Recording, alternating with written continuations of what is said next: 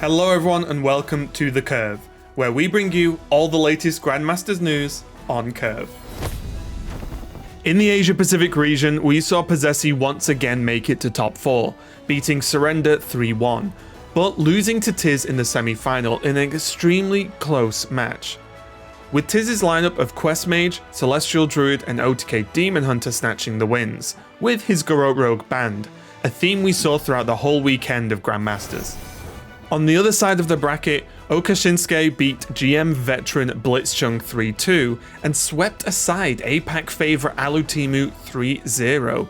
His lineup included Garrote Rogue, OTK Demon Hunter and Handlock, with his Quest Shaman receiving a ban this time. And in the finals, we had two very different lineups clash. Oka Shinsuke on the best decks lineup with his Handlock, Demon Hunter, Quest Shaman and Garrote Rogue, versus a slight counter lineup from Tiz with his own Garrote Rogue, but then Celestial Druid, his own Demon Hunter, and Quest Mage. In the beginning, it looked like the best decks were going to win, as Oka Shinsuke won the first two games, leaving only his Quest Shaman left.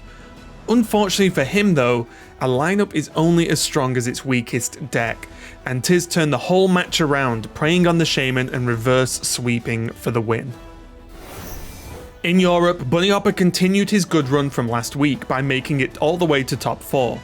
But he did fall to RDU, who stormed not only through his group, but through top 8 as well, beating Viper and Bunny Hopper 3-1 in a similar fashion to Tiz, putting his faith in Celestial Druid and Quest Mage to help him gain an edge in this current meta.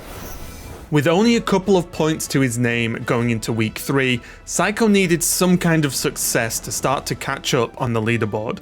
He started off extremely well by winning his group and then progressing to take down powerhouses Blaze and Gabby to make it to the finals.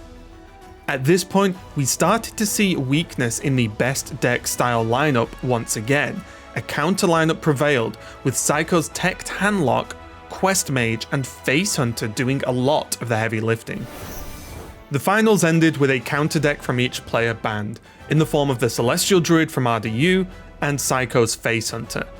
Luckily for Psycho, he had one more spicy deck which made the difference, as his rogue wasn't the popular Garrote Rogue that RDU had, but the Weapon Rogue, which meant that even in the semi-mirror match lineup, Psycho had the edge, and it paid off as he took the victory with a convincing 3-1 score. Over in the Americas, Luna had a much needed successful week. After a very rough start to the season, she recovered and made it all the way to the final, beating Fled and No Hands Gamer 3-1, with a very similar lineup we saw from the successful Asia Pacific players, but favouring the Fell Demon Hunter over the OTK version. And speaking of Demon Hunter, Dreadeye chose to favour the Brute variant this week, along with another counter lineup with his Weapon Rogue and Quest Mage. Once again, we saw the reads pay off as he beat Muzzy 3-0 and then went on to take down McBanterface in the semi-final in a much closer 3-2 victory. The finals were a true roller coaster, with Dreadeye winning the Warlock Mirror in Game 1, getting him off to a good start.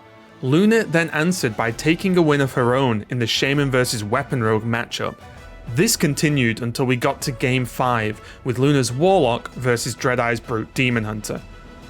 Although Luna put on a ton of pressure, Dreadeye had a couple of explosive turns and managed to load up the board enough to just push through for lethal, leaving him the America's champion for week 3.